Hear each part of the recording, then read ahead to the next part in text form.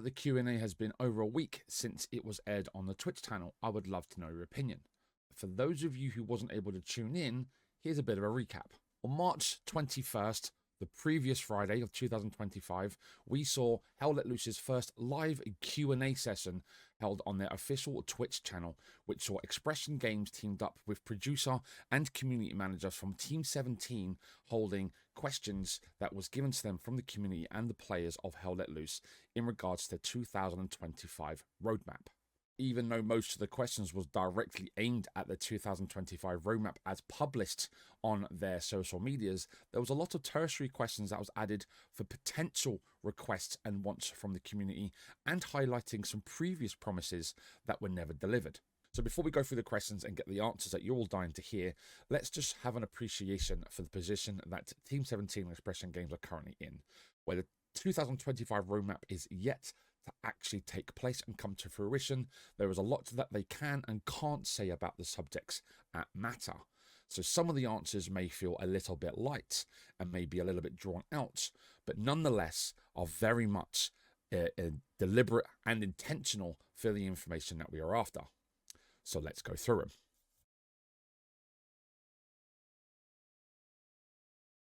Feel this absolutely. Thanks for the question. I anticipate a lot of speculation about this map. I have seen the suggestions; they're really interesting on what that map might be. There are a couple of things I would like to confirm that it's not at this point, and there are several reasons for that. One is that we can confirm that this time it will not be Berlin. I think a lot of people might agree with this, some might disagree, but for us as a live service in the genre that we have, we feel that Berlin might be the ultimate swan song for Hell Let Loose. The one that I can safely rule out is Moscow itself. Few historians out there, you'll know that the Germans did not, in fact, reach the city in the initial campaign. So for us to create a completely fictional battlefield wouldn't sort of lend itself to what Hell Let Loose is. What I can say, however, and make of this what you will, I can confirm that the map will be set in 1943, and I can confirm that the map will be set in the summertime. This will not be a map that's like Kharkov, for example. It will not have wide open areas. I can confirm this will be quite urban because we feel there's a real need in the market for an urban Eastern Front map.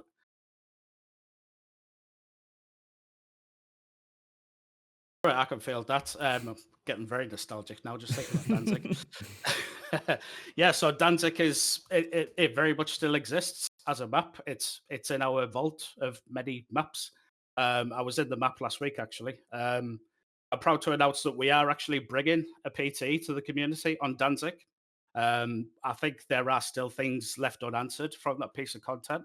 So we would love to get that content in front of you guys and see what you think, because while Danzig itself may not come to Hell Let Loose, maybe it will, maybe it won't. I can't answer that right now.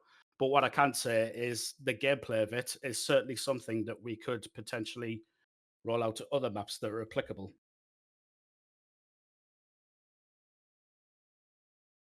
I'll jump in on this one. So we're not quite ready to announce what the new vehicle is going to be, but what I will say is we are currently prototyping a new type of tank, which we think will bring some exciting new gameplay opportunities to Hell Let Loose. And again, I keep saying it, we are going to be bringing this to a PTE as soon as we're ready. So you will have a chance to play these new tanks, give you feedback on them, and ultimately let us know what you think and if we're going in the right direction with it. So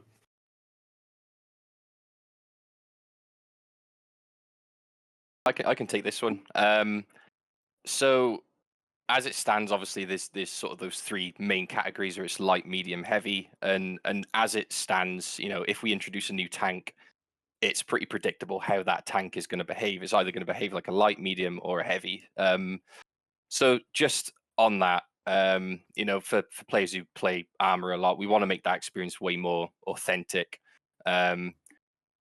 We are looking at sort of dismantling the current tier system as it stands and essentially applying individual stats to each of those tanks just to give them a bit more character, make it less predictable. So like the type of stats that we're looking at, things like turret rotation speeds, acceleration speeds, rate of fire for turrets, that sort of thing. It's all the sort of tweakable things that can make tanks a lot more unique and specific to each faction. It's an idea as well for sort of additional abilities that we can assign to tanks and tank crews. So I can't really go into full detail with those things, but it's a few bits that we're looking at in the background.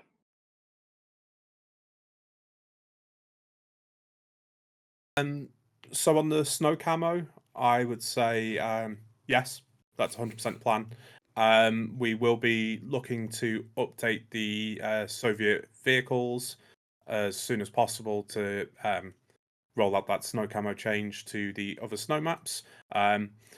The reason it hadn't been done in the past, it's a very boring production-based reason, but we didn't have the capacity to do it in time for the release of Elsenborn. But we've got a bit more capacity now, so we will do it, and we will be rolling that out soon. In terms of other camo, I know for the North African front, we've definitely done passes on the vehicles in that to make them more appropriate. We're definitely open to exploring other camo options in the future, where it makes sense and it's suitable for the tanks and the factions.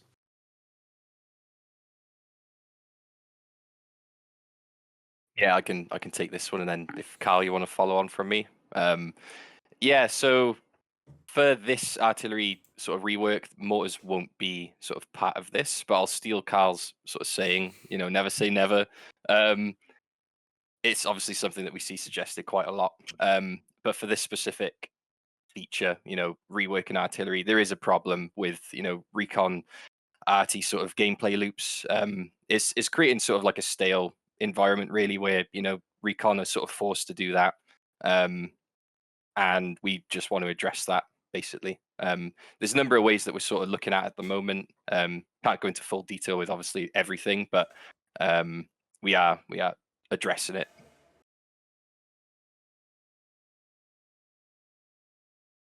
Yeah, so on that one, the poor medic role, bless it, it's it needs some attention, it needs some love.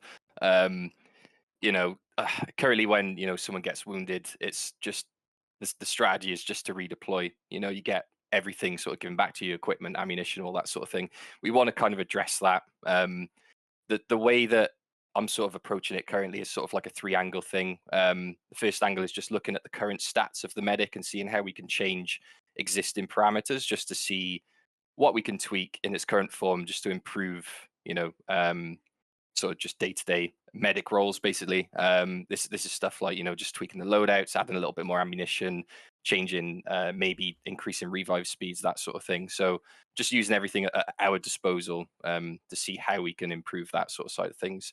The second thing is adding potentially sort of new abilities to existing things. So an example of that would be obviously the medic box. An idea was sort of like, floated around where we can maybe use it in a similar way to how you get sort of buffs from being within nodes and that sort of thing. Being within a medic box maybe just can prevent people from just, respawning instead of waiting for a revive. We want to just encourage players to try and hang on so that the medic can actually do its job. Another idea with that is, a communication system just to say the medic is on his way. We know there's like a radius to proximity chat, and you won't necessarily hear a medic that's saying that they're on their way to you, and then you can just you just end up giving up. So maybe something to confirm that a medic is on his way to you and he's going to come and revive you, sort of thing. As you can appreciate, there were many other questions and many other topics covered, and a lot more elaborately explained, especially with being a live stream and chat being involved, adding additional sideline questions bolted on to the mainline questions that you saw on screen. So please go and check out their VOD that's still live on their official Twitch channel. The screenshot's just going to be here. It was an hour-and-a-half interview. It was a session that wasn't quite exactly 5 minutes, so this is just a very, very, very small snippet just to let you know there are immediate responses to the subjects before we start going into the finer details of the conversation. So the big question I have for you all is, are you happy and content with what you hear, or does this feel you leaving you very left out and wondering whether the future of Hell Let Loose is very much in the balance? Please comment, let me know.